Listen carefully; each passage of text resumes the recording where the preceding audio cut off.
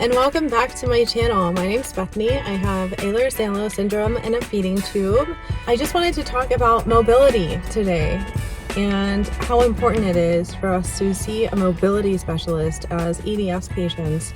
A lot of people with EDS or hypermobility spectrum disorders, we use braces, we use splints, we use mobility aids to help us cope with daily living and live life to the fullest. And we always like to tackle the issues before they happen. Using mobility aids can boost self-confidence and help keep us safe by preventing falls and give you energy to push forward. And with that in mind, I would like to introduce my friend here. Thank you, Bethany, for having me here today. It's truly an honor to share this space with you because it's really important about having a community that values resilience, adaptability, and holistic care as well, because I think that's really super important in terms of collaborations between a lot of those different approaches, for sure. So my name is Francois. So my background is actually in human kinetics, so it's about the study of human movement. And over the years, I've kind of specialized as a certified medical exercise specialist, also a mobility specialist, and like fascia. So part of my skill set, my toolbox, goes into fascia sequences or stretching. So it's kind of like the connective tissue in the body. Definitely in EDS, too much stretching is not good. So we always try to limit a little bit of the mobility stuff, or in terms of the ranges of motion, really focus on the strength a little bit more. But definitely living with EDS or any chronic condition means learning to move through life a little bit differently as well. Like you mentioned, a couple different devices to use, braces, etc.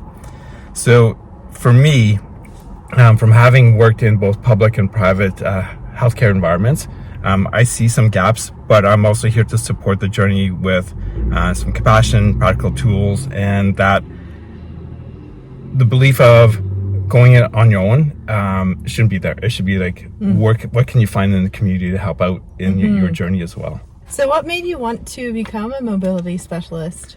It's funny because I spent, so I have over 20 years in the health and wellness industry as a whole. So anything from the health club industry back to personal training to, like I said, down the road, being certified as a medical exercise specialist, because when I was doing personal training, a lot of my clients, this was out east, had shoulder issues, hip issues, back issues. So yes, I had my sequences of what to do in terms of a rehab perspective, for sure, because I've done a bunch of courses and everything else. But just lately, and it's probably pre-pandemic, I got probably at the right time at the right place and learned about a mobility specialist. He's my mentor. He's in the States. So it's kind of like kind of interesting. But that said, even my discussions with my osteopath, it's all about connections in the body, right? So it's kind of, so one of my key programs I've been kind of tweaking on the beta side of things for people with chronic knee pain. It's not just the knee, but it's the ankle and it's the hip and maybe the low back as well. So it's attached. Totally, right? So yeah. So, and I think by understanding how the body moves, and my experience with working with people with chronic pain, medical health conditions, it's really, what can we do to bridge a gap that kind of exists in terms of some simple tools as well. So it doesn't have to be complicated. I know during the pandemic, a bunch of my friends said, where are you going to the gym? I said, no gym, I'm just working out at home, right? So it's, what can I do? Body weight, TheraBands, and different devices that way, right? So, yeah. Oh, nice. So if I were to book an appointment with you, what would I need to bring? Good question. Sometimes it's kind of, you might be thinking, it's like, wow, I have to do a bunch of exercises, and you know, so energy management is super important as well. But I think one of the bigger things is a list of what are some of your concerns. So it's always good to bring a list in. If you're using any assistive devices, because it's nice to know, like, are you using a cane, a wheelchair, or are you using, do you have different types of shoes, whatever the case may be. But most importantly, there'll be some movement assessments for sure in terms of like functional ranges. No stretching on the EDS side of things. So I just want to see how you move. But most importantly, it's your story and your goals, because kind of one of my favorite books, I use the title a lot, is from It's called Starting Where You Are, right? So one of my first favorite books is from Chris Gardner. So you might have seen his story in The Pursuit of Happiness way back when with the movie with Will Smith. But aside from that, he has a great book. It's about Start Where You Are. Okay, so it's kind check it out. Yeah, Start where you are. Figure I'd mention that. Why not? Yeah. So, but basically, it's really, I want to listen to your story and what have you done, and what are some of your goals, or like all of a sudden it's like you might be saying, hey, I want to be doing this trip coming up. I want to go to let's say Belize as an example. Cure me. No, yeah, it's the Cure Me trip. Huh, I never heard about that one, but yeah. So if you have that, like, I want to go bungee jumping. Yeah, how we can manage your energy, that might be interesting with EDS, right? So yeah. Okay. So what are some of the unique types of mobility aids or assistive devices that people don't normally think about? Are there any? I think so. I remember going to a presentation as by, I forget his name, but he actually looked at EDS as a whole. And one of the cool things that he actually brought out was actually the use of kinesiotape as a joint support, right? Granted, that's becoming more and more popular. Totally. However, that said, some of my clients I worked with talked to me about skin sensitivity as well. So there are some brands that are a little bit more mast cell activation syndrome, possibly, but more skin sensitivity. So it's kind of okay, maybe not. But there's also under the desk pedal exercisers that people might think of, foldable stools, even mobile phone apps as well that people might be looking at. You know, it's definitely. I know in the rehab world, we've been really bombarded, I'll say, in a nice way, with canes and walkers and so many different types. Yeah. But it's always, what can we do for supportive tools that create independence as well? Because I think that's a big one. That's huge. Yeah. I think we all want to be independent. We're all getting bombarded with so many different things at once that it's very overwhelming, especially when you first get diagnosed. Because you're focusing on so many different doctors, mobility aids, different like specialists, different ways to manage pain, like everything. That's almost like a part-time job. Yeah, it is. Or a full-time job. Is. So yeah. Do you offer home assessments? Actually, yes, I do. This could be done both like me coming out, let's say, to your home, or it could be done virtually as well for people that may not have the access. I know in one of my other trainings as a certified cancer exercise specialist, my mentor there was during the pandemic anyways, we did a lot of stuff about how do we do things for at home. So the nice thing nowadays with Zoom and all that is kind of a handy thing to do, or even with some of the mobile devices, it's like, hey, we could be doing kind of like a video. It's like, hey, can you show me around, right? So just in case of looking at, like, for example, are your walkways clear, right? Or that was going to be what are some things people can do to create a safe home environment? There we go. Sorry, jumping in. That's perfect. It's important to look at what are accessibility potential challenges, because I know from hanging around with my father who built homes, over the years, stairs are different shapes and sizes. Right. Potentially. Different heights, yeah, exactly. And are there any things that could make things a fall or risk or a hazard as well? Interesting. But yeah, so sorry, but I got into the other one. Your whatever. Creating a safe environment. Safe home, yeah. So definitely rugs, and then I know from my work with, like I said in the past, like from my private work world and public, I've been fortunate. I've always been in teams. So you know, I've worked with occupational therapists as well. Perfect. And part of my background in human kinetics was biomechanics as well, and office biomechanics. So definitely I've gotten exposure to grab bars and stuff like that, non-slip mats, stair railings. So small additions like that to make things safe can be really helpful as well. And to manage your pain and to give you more energy as well. I think it all kind of comes together. And I think it's not to say you need to do kind of like a lot of the home shows right now. You have to remodel everything all at once. It's a lot because I remember one of my uncles unfortunately passed away years and years ago, but we had to kind of bring his bedroom down to the main floor. So there's a big family effort to kind of retrofit that and kind of make it comfortable for him as well. Yeah. So that's a big project, but what can you do in small steps as well to help out? So my mother-in-law, shout out to you, Patricia. We love you. She lives in Toronto, and she lives in a 3-floor townhouse. Okay, yeah. And I'm just constantly worrying because she's having trouble with her back and her legs. She's older. Okay, yeah. And it's just like, we think about moving out there every day because it's like, what are you going to do? Like, she's the only one out there. And I think about mobility. Yeah. She also comes in mind as seniors, people with disabilities, people who are chronically ill. So many people can benefit from this service that you're doing. Yeah, and kind of what you mentioned with your mother-in-law, I just spoke with my mother yesterday, and it's like, hey, how's it going? Like in Ottawa, so they're having a big dump of snow. Yeah. So it's kind of like, hey, are you still doing your walks? It's like, yeah, I'm going outside. I'm going, oh, great, you know, being safe and everything else. Yeah. Yeah. So it's really good, but it's like it's good to still go out for the walks. But she also has a gym in her condoplex, so it's kind of nice that way too. Oh, that's perfect. Yeah. Do you recommend any specific exercises to strengthen muscles? So to strengthen muscle groups, especially let's say kind of with chronic pain or even EDS or any kind of form of chronic pain, we definitely want to start like gentle, that helps out. We don't need to go to like a hardcore type of gym program that people may see or search online. We kind of want to start nice and easy, but it's being consistent as well. So strength building, there's 3 forms. So one's isometric strength. So like when you kind of, for example, if I press my hands together and create that equal pressure, I'm getting a little bit of reaction and activation to muscle groups in my shoulders, my chest muscle group, a little bit in my arms as well. Then there's the one you could use like a resistance band or dumbbells. So that's concentric exercises.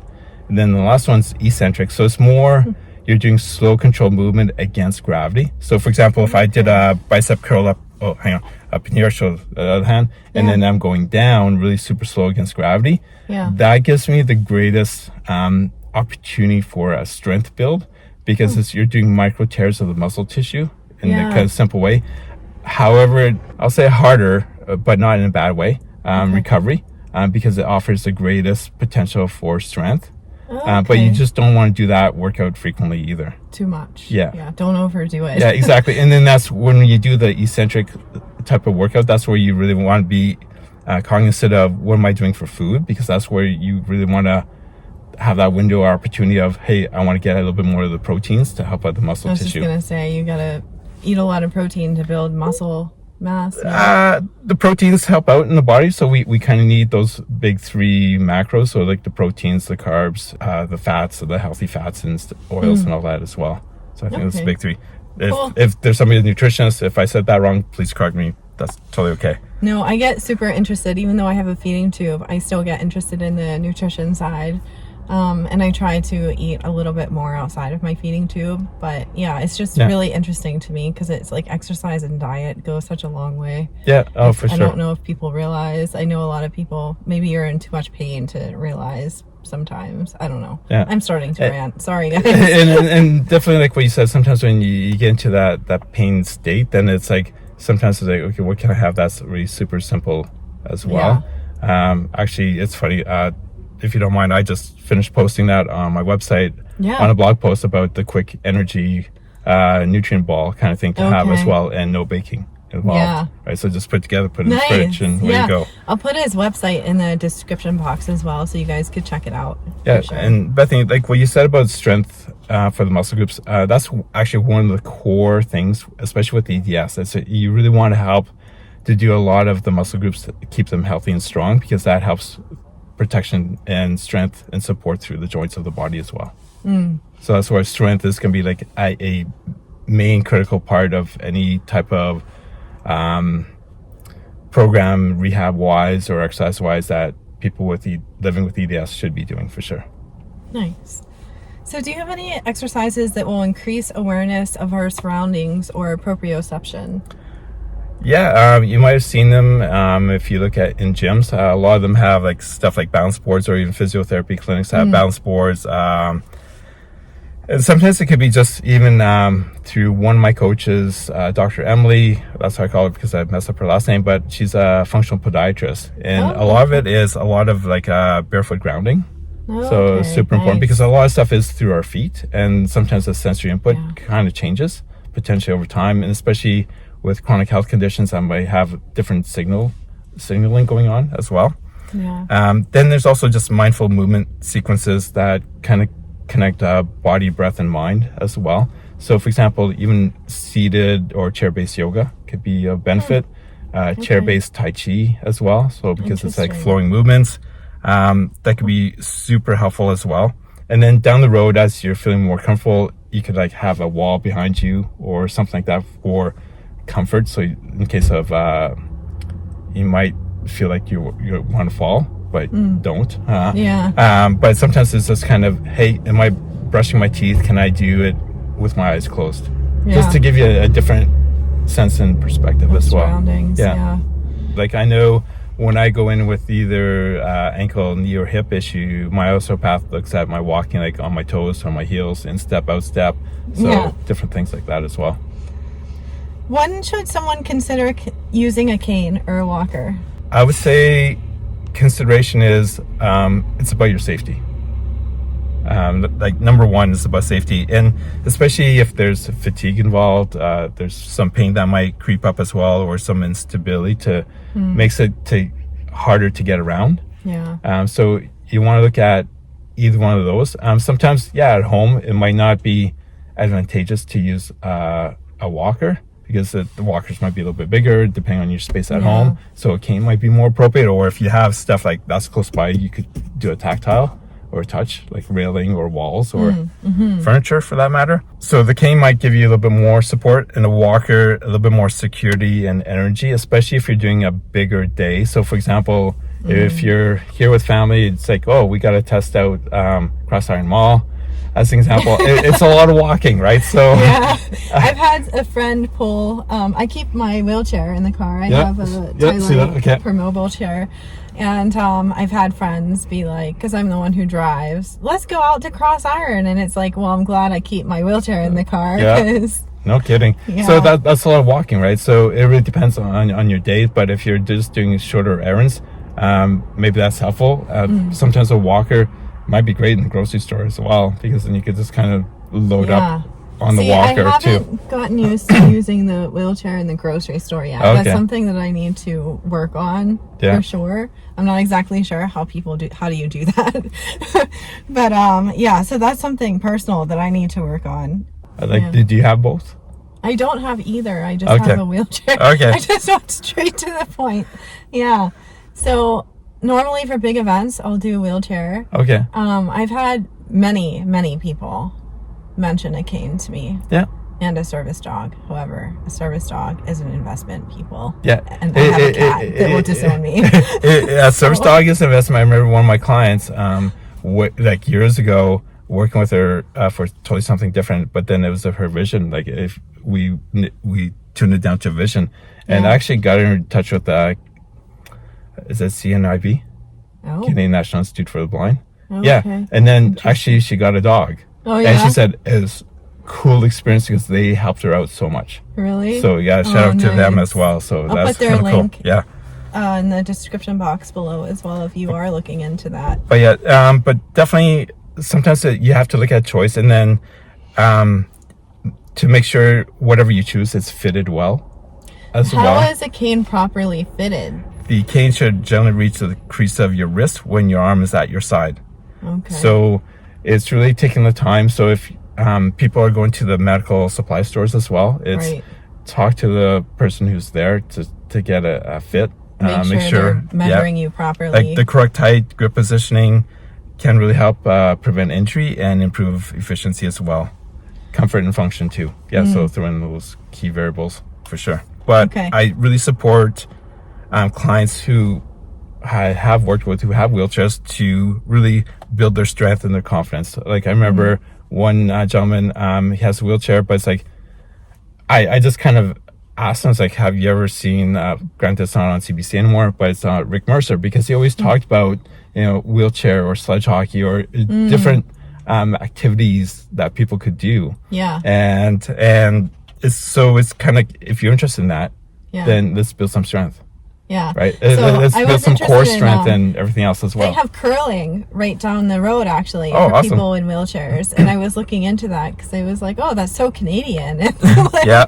Why not? You know? Yeah. And just recently, I know it's more on the military side, but Vancouver hosted the Invictus Games as well. Oh, so okay. It's a lot of military as well, but it's a lot of people with, unfortunately, with disabilities and all that. So it's kind of wheelchairs or canes or cool. just it's kind of really neat to see that as well. I'll have to put that in the description. Sorry, as well. Yeah, no, that's really awesome. Yeah. No, we appreciate that quite a lot. How would you help someone that's going up and down the stairs and they're having trouble, say, with their legs and their back? A big part of it is what's going on in strength, because I remember working with some individuals, stairs is a concern for sure. Walking is fine, but walking in terms of, let's say, just basic really quick movement is hip flexion and extension. Whereas when you're doing stairs, it's you have to do a step and you have to do the power and going up. And then on the going down, one leg has to act like a decelerator as you're landing your other foot as well. So it's kind of a different mechanics for sure. So strength is still super important, because even as you're stepping through, you're changing your gait as well, because you're going upwards and downwards on stairs. So it kind of changes the muscle groups. And then we need to look at balance as well. And then is there previous movement habits or other injuries that might be kind of guarding the movement as well? So if there's something going on, knee conditions like I talked about, or is there something going on past ankle or low back that might be something else we want to look at? That's one thing I wanted to mention was lymphedema. There's a lot of EDS people that have lymphedema. Oh, really? And they wear like the compression stockings, but they get a lot of pain in their legs from that. Yeah, with the so funny, not funny, but I am a certified lymphatic therapist as well. That's one of my other little things in my toolbox. That's cool. So a lot of that stuff is really getting to know what happened as well, because sometimes that's really important, because there's a change in the physiology for sure, and what are the potential contributing factors, and also have you gone to lymphedema treatment? Because like I know when I've gone through, a lot of my friends saying, well, that's lymphedema is just all for cancer. It's like, well, no, it isn't. There's a whole bunch of other things that come up with lymphedema for sure. So where would people go for lymphedema treatment? Is there like a special, I don't know. So I'll mention you'll have to put this in the description as well. There's there's the Alberta Lymphedema Association. So they have a listing of all the certified lymphatic therapists in Alberta. Nice. So there's a group, big group in Calgary, Edmonton, Red Deer, I believe. So all different little areas. So that's kind of really neat. But definitely, I know with some of the garments, it really depends on where you start at, because some of them could be way too heavy of a grade, I'll say.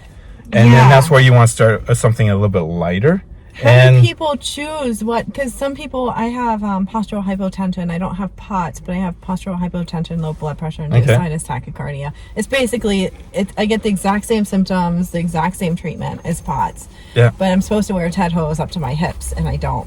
Yeah. So I'm kind of the rebel, I guess, but not very smart either. But how do people choose between what type of like grade and height to get for TED hose? So that's where it might be sitting down talking with either a fitter. That might be helpful, but sometimes that might be too much of a grade as well. Is that like an orthotist or a podiatrist? No, there are some fitters that are here around for just like compression garments. Really? For sure. And I think that the Alberta Lymphedema Association might have that on their contact page as well. But definitely, nowadays you might see like some, like I just finished watching the NCAA Final Four. Okay. And so you might, like I saw some of the student athletes wear like the leggings per se underneath their shorts and stuff like that. Or sometimes you see that in pro sports, right? That they wear the kind of like Under Armour or something like that. The more snug garments. Right. So that might be a good start there, just to have that feel. And even in EDS, sometimes having that like kind of tighter feel. So like, granted, a lot of these companies do not give me percentages and royalties. So like Under Armour, like even Lululemon, like you have that Really? that snug feel, Okay. and that might just be enough of a biofeedback of, hey, you know, when I'm moving, it's like I feel my arm, Yeah. right? So Interesting.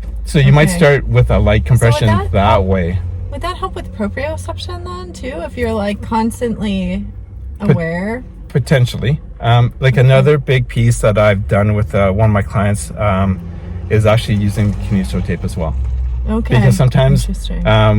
one of the guys from years ago did a presentation about the role of kinesio tape to act like a compression sleeve, and there was about a 70 to 85% factor excuse me, of compression by just using kinesio tape. So in a way, that could be a cool Halloween That's costume. amazing. And then I know one of my clients went to Florida, and for her, the kinesio tape was breathable compared to a sleeve, right? Because especially when you're looking at yeah. summer, it's like 30 degrees. Yeah. You just mentioned like out in Ontario, so where you have a little bit more humidity as well. Yeah. So that could be a factor. Interesting. I like loose stuff, and wearing like compression stuff is just like, I don't know. I'm not used to it yet. I don't know if I'll ever get used to it because I never wear it. So And that's where it might be like wearing something a little bit more snug, just Yeah. like on the clothing line. That might be a good start. a good start. Yeah. I'll check out Lululemon. You know, darn, I should be talking to them. No, I was just kidding. Are they Canadian or American? I believe they're Canadian. I think they're Canadian. Sorry guys, I Yeah. am elbows up right now. It's all good. Thank you. Just gonna throw it out there. How often should someone's mobility be reassessed? You know, that's a good question. It really depends on might be going on. It's almost like kind of, I don't know what they say, like when you check in with your doctor at least twice a year. Yeah. So maybe twice a least year, that. but it really depends on if you notice changes, like in function, right? So, am I adding in a couple different things? Am I changing my medications? Am I doing a little bit more as well? Is there more fatigue? So sometimes when there's a little bit more fatigue, we might get a little bit. What are some quicker ways that I could do things, which may be good or may not be good? The shortcuts. Yeah, the shortcuts. The unhealthy shortcuts. Exactly, but our bodies and mind sometimes change as well. That it could be by seasons as well, because like right now we're transitioning into spring. So we've had some snow, we had some melting, we had some freezing. I know on the weekend coming up, the forecast is go back down to below zero. The barometric So- pressure changes are killing me right now. Yeah. So in terms of mobility and all that, because maybe it's that every quarter, right? Every 90 days. So like it might just be simply on your own. It might be where am I at, Right. right? Do I need to? Is there any changes coming up? Or wait, hey, in the next 90 days we're going on a trip. Do I need to kind of address some of that stuff for my energy, or do I need to? Okay, I need to learn on a portable cane kind of thing, or a Yeah. collapsible cane Yeah. kind of thing. So That's gonna be my Yeah. next step for sure. yeah. Do you have any tips on traveling in Canada with a wheelchair or medical supplies? I'd probably say be prepared. So it's call ahead, hotels, airports, pack backup items, carry the letter that you need for your doctor if you have any special equipment as well. That's pretty much it. Like, Have you ever implemented a mobility solution for a business or a company? And if so, what was it? it's probably more for people who have worked at companies that we looked at what's your ergonomic setup like? Like I mentioned, that part of my kinesiology stream included occupational biomechanics. Yeah. So it's kind of like in I'll say on the physical rehab side of things, like usually in mainstream medical, we know about the physiotherapy, right? So, and then there's occupational therapy as well. That might do a little bit more like the ergonomic stuff. And then kinesiology is around, but sometimes that's still relatively new. So like That's really interesting to me. in Canada, we do have a Canadian Kinesiology Alliance as well. So every province has a Kinesiology Association. Interesting. As well. So okay, I'm gonna have to also put that in the description box because that's really cool. And then everyone offers something a little bit unique as well. And granted, I'm kind of fall into that box, but also don't fall into that box because of my different. Like I went for my certifications in terms as medical exercise specialist, mobility specialist, cancer exercise specialist. I went to the States. Okay. So it just different things that were offered at that time were it's just different. It's not I didn't have here. Yeah, it's just different. Yeah, exactly. But yeah, so come back to that. So looking at ergonomic setups, and then can there be modifications as well? And then sometimes it might be with some workflow stuff as well. So for example, if somebody's standing a lot, like do you have anti-fatigue mat? Okay. Right. Yeah. So it's like, or if you're sitting a lot, do you have something scheduled for breaks and getting up frequently as well? Yeah. Because sometimes it's like we're kind of stuck, and then Perfect. So that'd probably be more my stuff about in terms of get up and move around for sure, because the muscle groups kind of want to have to do some work as well. Right. So technology, methods, and processes are constantly evolving. Oh yeah. How do you keep yourself updated on the research of latest developments of technology? Technology through my networks, basically. So, for example, there's conferences that come up, and I take a look at them as well to see can I attend. If I could attend virtually, that'd be great. So save on some money. But definitely my networks. For example, like I mentioned, I'm a certified medical exercise specialist. My mentor, Dr. Michael Jones, we've known each other for over 20 years. Nice. And so anytime I have questions, I could, shoot him a text, talk to him, email. But we've also had our medical exercise specialist mastermind group this past year. So getting connected with other members, and everybody's been around for 15 years plus. So it's kind of nice to share that. Just colleagues that I've built relationships with over the years as well. So it's kind of nice to know that way. Like one of my good friends, OT specialist for speech as well. Nice. So kind of really that way, or kind of swallowing as well. So kind of, when you... That's huge. So that's a big thing. Especially EDS people, Yeah. So it's, keeping up as best as I can. Like I know there's a whole bunch of stuff that changes so much now, but so sometimes it's being selective as well. So you kind of have to say, maybe not with that right now. Just focusing in on stuff, because there's so much information out there that it's literally impossible to know every single thing. And it's interesting, ever since kind of our initial connection, I was looking a little more into the EDS world, and actually there's going to be a conference coming up in Toronto. Oh, okay. And I'm going, that's kind of cool. I was looking at that. I'm going, hopefully they could offer something virtually. Is that with the EDS Society or no? Is that from the UK? The one from the UK? No. So there's one from UK. Yeah, so I look at stuff that's kind of around the globe, because when I went to actually a conference in Rome, is for the International Lymphedema ILS Society. Wow. Okay. This is like 2013. So, but it's kind of neat because I got to meet from people from around the world who were in the world of lymphatics as well. So many different views and research studies and everything. Right? So, that's amazing. And then that's where it's kind of, who's doing what elsewhere as well. So it's kind of have sometimes different insights. That's huge. As well. Yeah. So awesome. So now I follow the EDS Society or whatever from the UK. I look at the one who's organizing in Toronto as well. So I want to see who's coming up, and there's definitely a lot of like the traditional medical stream involvement and kind of flavor,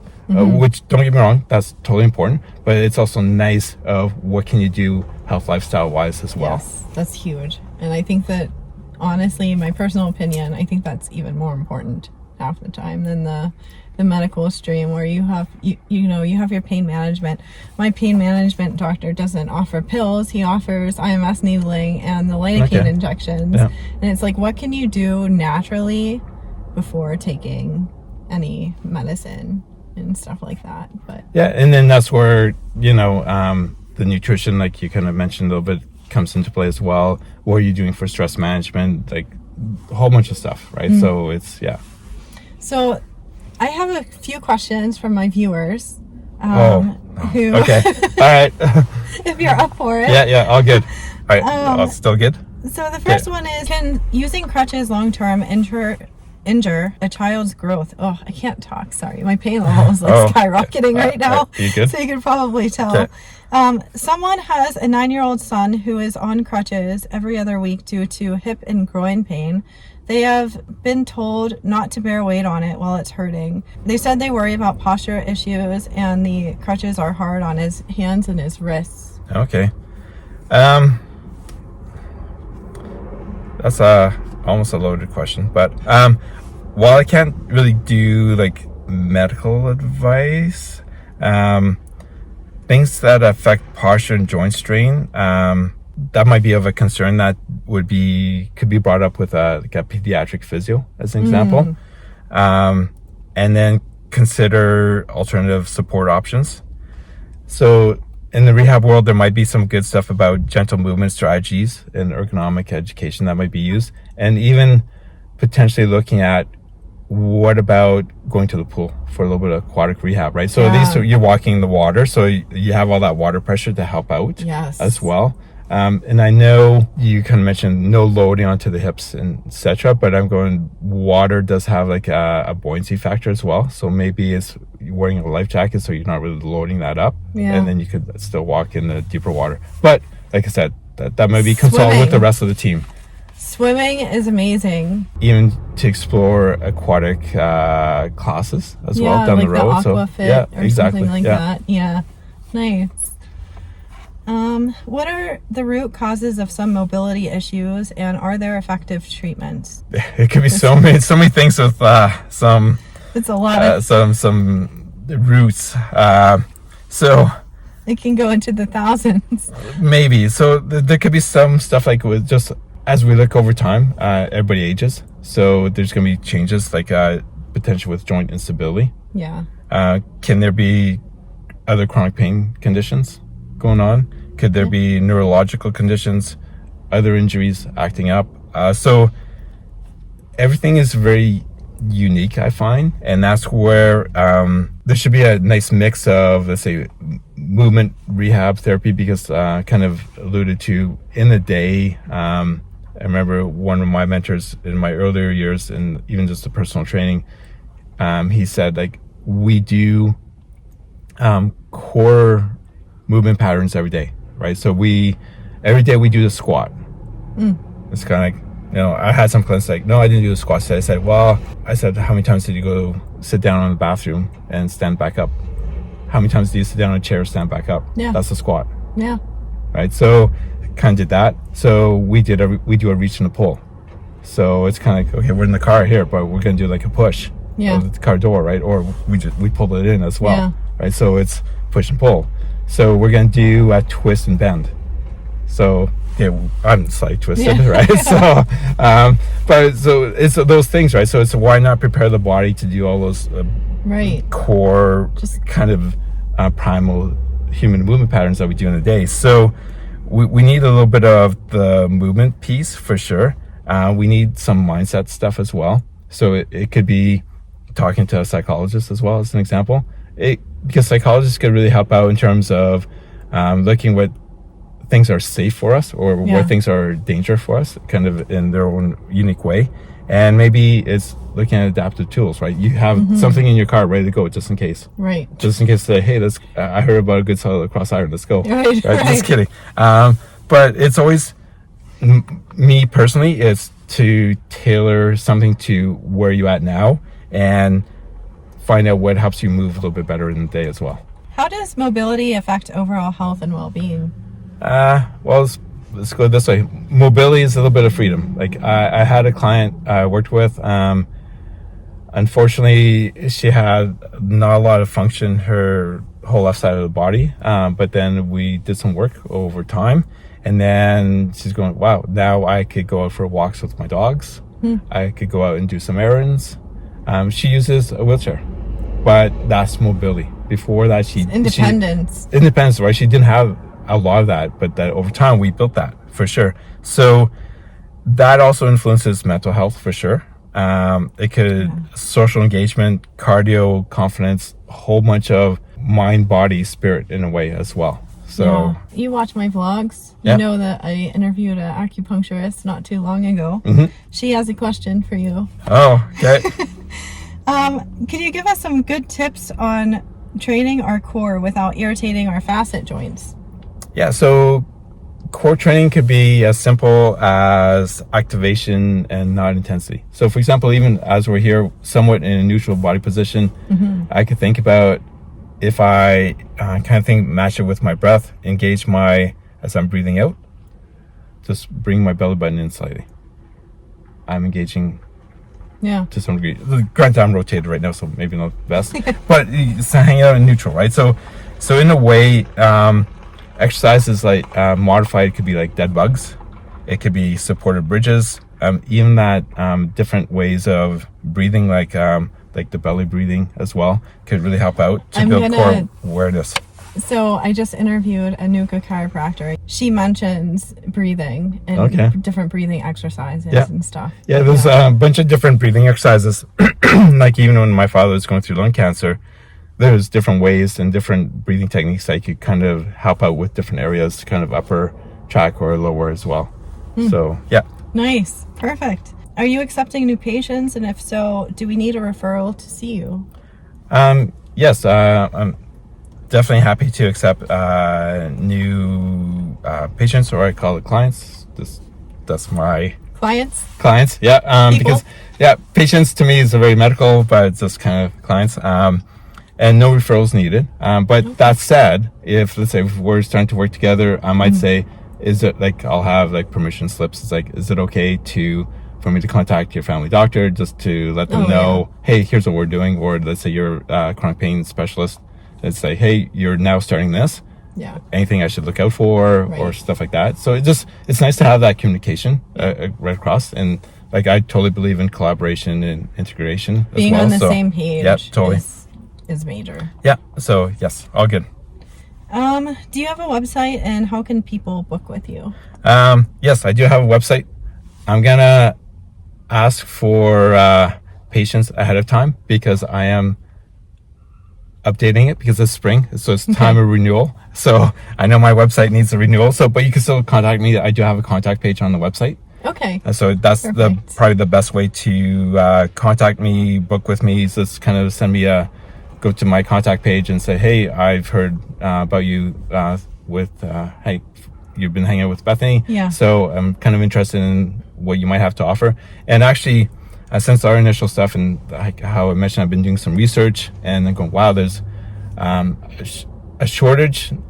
Okay, this is my view, but there's a shortage and there's a gap of accessible services we know for people living with EDS. We are very well aware. So with kind of my creative stuff, I'm actually going to be launching I think I'm calling it Ben and Bloom newsletter for people living with EDS.